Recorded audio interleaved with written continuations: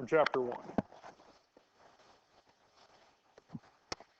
Now, we did skip a few sections, but that's not too bad. We're not really missing too much out of those. So functions and their graphs. So what we're looking at today is combinations of functions and composite functions. So we're going to add, subtract, multiply, and divide functions, as well as do composition of one function with another.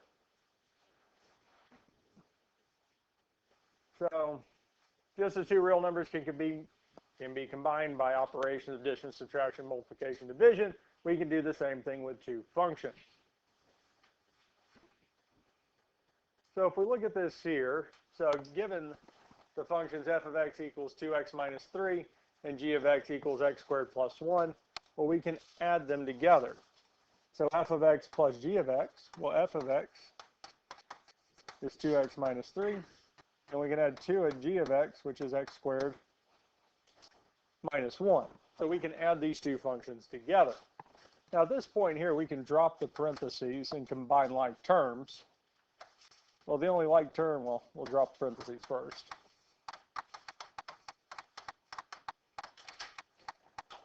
Because since we're adding, there's no negative that needs to be distributed, no signs that are going to be changed. So at this point here, we're combining like terms. Well, the only x squared term is x squared. The only x term is our positive 2x. And finally, our like terms, negative 3 minus 1 is negative 4. So our f of x plus g of x is going to be x squared plus 2x minus 4. And that's it. And I think we remember doing some of these here, yes? Subtraction is going to be similar to what we just did with addition, but this time we're subtracting g of x from f of x. Now this one's a little bit different than addition because we have to distribute this negative through. The 2x minus 3 stays the same because there's no sign in front of it. But our x squared is going to go from positive to negative. And our negative 1 is going to go from negative to positive because we have to apply that negative to it. And again, just like before, we can combine our like terms. X squared is the only x squared term. 2x is our only x term. And our negative 3 plus 1 this time gives us negative 2. Next one we have is multiplication. So we can multiply these two here. When we multiply, we're doing our distributive property. Our 2x times x squared is going to end up being 2x cubed. 2x times negative 1 is negative 2x. Now we do the same thing with negative 3. Negative 3 times x squared is negative 3x squared. And negative 3 times negative 1 is positive 3. And the last thing we would need to do is combine like terms. But actually there are no like terms. So the only thing we can really do at this point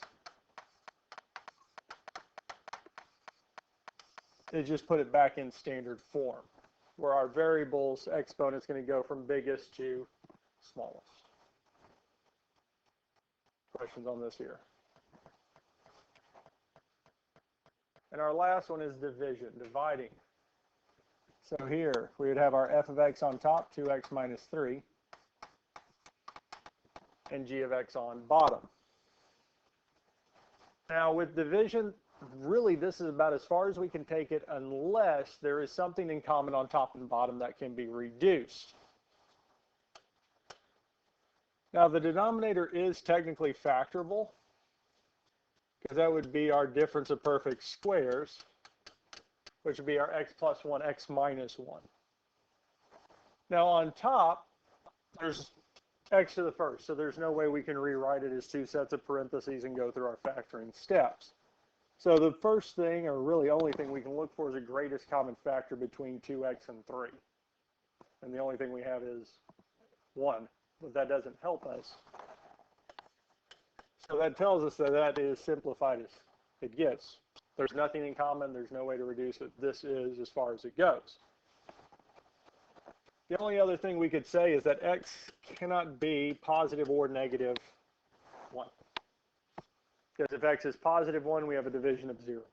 If x is negative 1, we also have a division of 0. Neither one of those can work. They'd be restrictions on the domain. Questions on this here? Because I think we remember doing these in Algebra 2, yes? Now, we did have a special way to write these, because we could call this f plus g of x, or f minus g of x.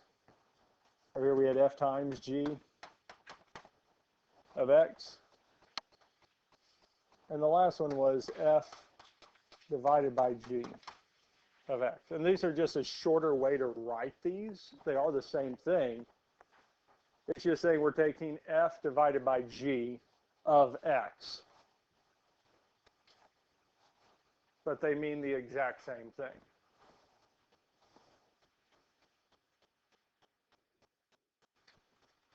So the domain of an arithmetic combination of functions, f and g, consists of all real numbers that are common to the domain of f and g. In the case of the quotient f of x divided by g of x, there's a further restriction that g of x, whichever one's on bottom, can't be 0. Now, for most of our polynomial functions, the domain is going to be all real numbers. Because if they give us two polynomial equations, we don't have radicals, we don't have fractions, it's going to be all real numbers for all these except for our division, because the denominator can't be 0.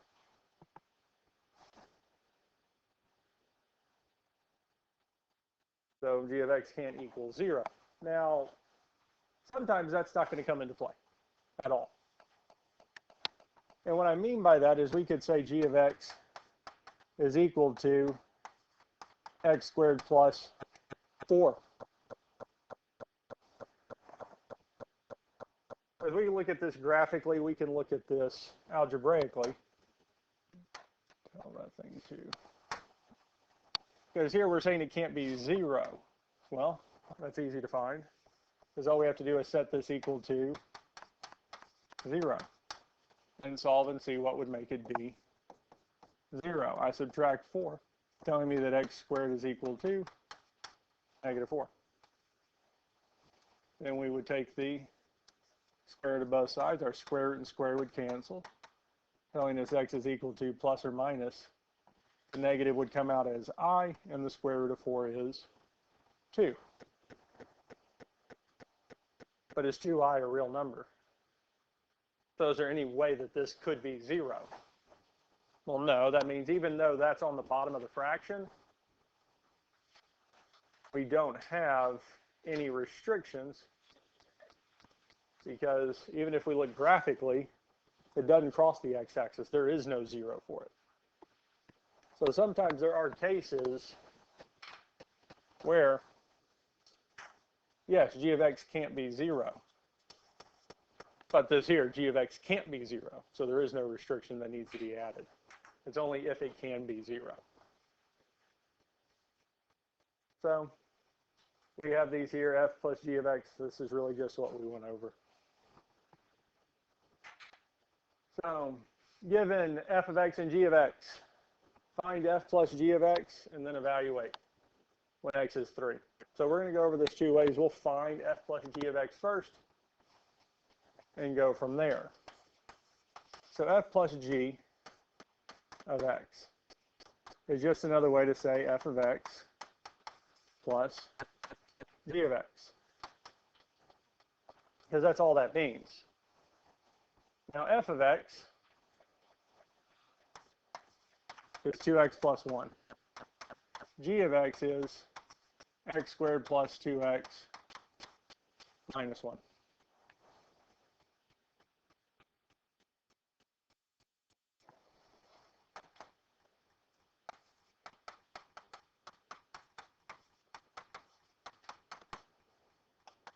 Since we're adding, we can drop the parentheses and then combine like terms, telling us that we have x squared plus 4x, because 2x and 2x give us 4x. 1 plus negative 1 is 0. So it tells us that f plus g of x is x squared plus 4x. And that's it. We're done with that part. Now it says evaluate when x is 3. There's two ways we can do this. The first is I can start off essentially at this point here and say f of 3 plus g of 3 is equal to, well, we'd have 2 times 3 plus 1 plus 3 squared plus 2 times 3 minus 1. All I've done is plug 3 into both functions and simplify. And this will work, and we'll come back and I'll just go on and finish this out. 2 times 3 is 6 plus 1. 3 squared is 9. 2 times 3 is 6 minus 1. 6 plus 1 is 7. 9 plus 6 is 15, minus 1 is 7 plus 14, 21. Okay. There's another way to do this. Did we find out what f plus g of x is? This here, yes? Well, we could start off with f plus g of 3, because that's really all it's asking. And we did that just a minute ago with doing it separately. But I know that f plus g of x is x squared, so 3 squared plus 4 times 3. One too many sets of parentheses.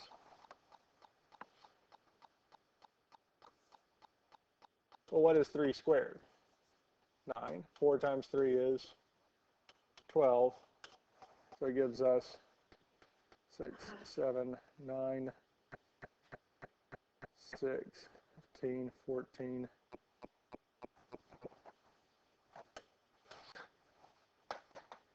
Let's back up. Wrong direction. Go back. Yeah, so we got 21. Okay, for some reason I thought we got a different number, but we get the same number either direction, yes? I have a feeling y'all would rather do this one than the other. This is a little bit nicer. We have a simpler formula. We don't have to work with so much. As if we have what f plus g of x is, let's just use it. Questions on this here? As they find that there, and then we use our x squared plus 4x to find that it's 21. We kind of feel good with this here. I mean, we could do the exact same thing with multiplication, division, addition, subtraction. We can do the same thing with all of it. That's not really adding anything. Composite functions, composition of functions. A composition of functions, we put one into the other. So if we said f of x is x squared and g of x is x plus 1, f of g of x, we start off with g of x, which is our x plus 1, and we plug this into f of x to get our x plus 1 squared. We work from the inside out. Our composite functions work from the inside out. So our f of g of x, or fog, reads as f composed with g, or f of g, of our function. So if we look at it graphically, the composition of this function. So we start from the inside, so our f of g of x. We take a value in the domain of g, our input values, that goes to a y value for g, because g of x is going to take us from its x to its y. Then we take that y value, plug it into f to find its final spot. And with any of these, we're always working from the inside out. So for our first one here, f of g of x, f of g of x. So it is written as this here. Now the first thing we're going to look at is g of x. Well, our g of x function is 4 minus x squared. Now really what we're doing is plugging x into g of x, but that just gives us the function itself, because all we did was replace x with x. Now at this point here, we're going to plug 4 minus x squared into f of x. So replacing every x in f of x with 4 minus x squared. So our x minus x plus 2, so the x becomes 4 minus x squared plus 2. So all we did was replace every x in f of x with our 4 minus x squared. Now all we need to do is drop the parentheses and simplify. So we'd have 4 minus x squared plus 2, which is equal to negative x squared plus 6. So this here would be our f of g of x.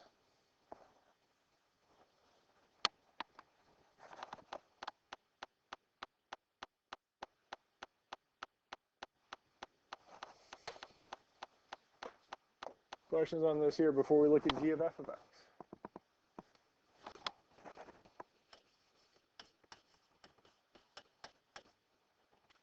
Now g of f of x is going to work similarly, but this time we're starting off with f of x. So when we plug x into f of x, we get x plus 2.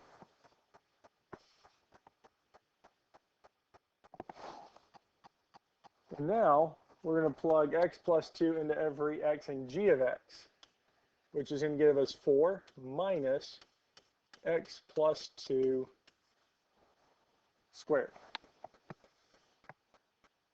Questions on this here?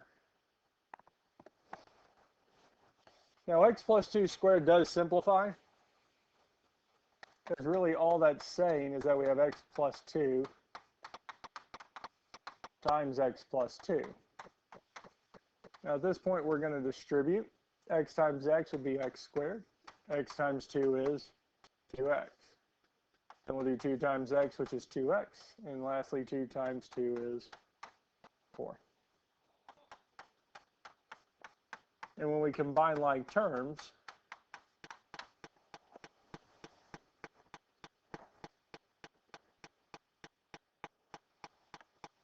we get this here.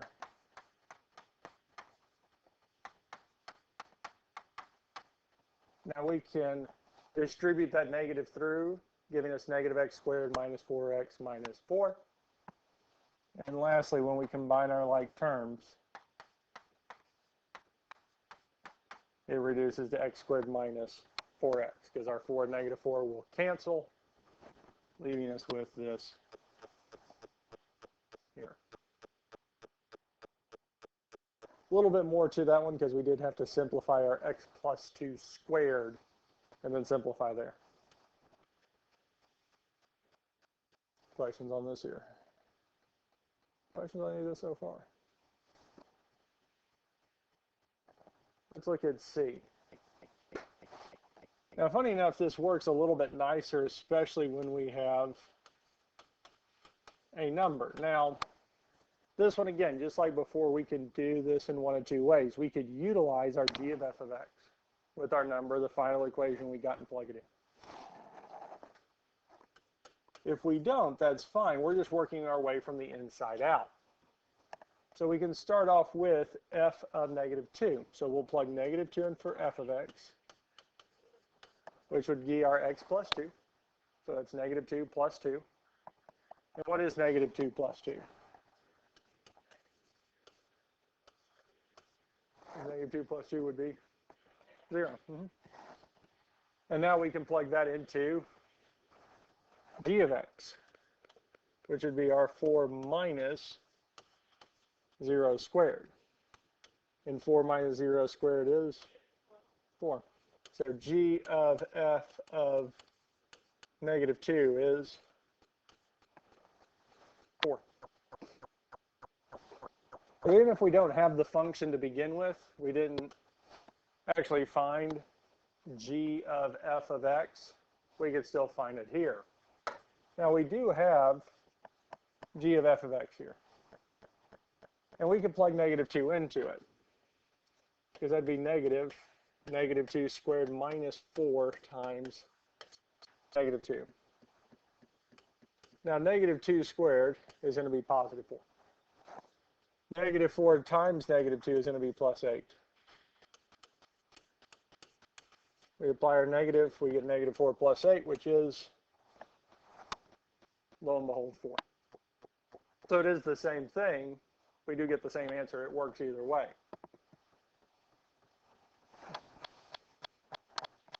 Questions on our composite functions?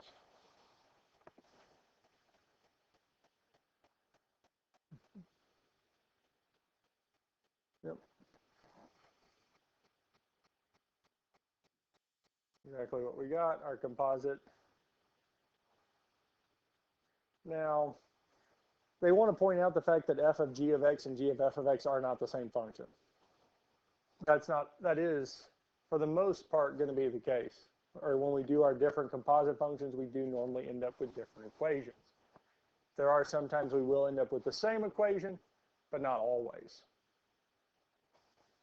In example 5, you form the two composite functions in calculus. Calculus is also important to be able to identify two functions that make up a given composite. For instance, h of x equals 3x minus 5 cubed is the composite of f of x equals x cubed, and g of x equals 3x minus 5.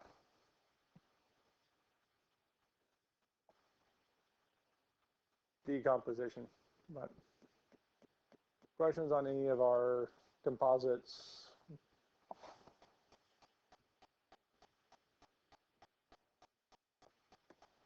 That's it.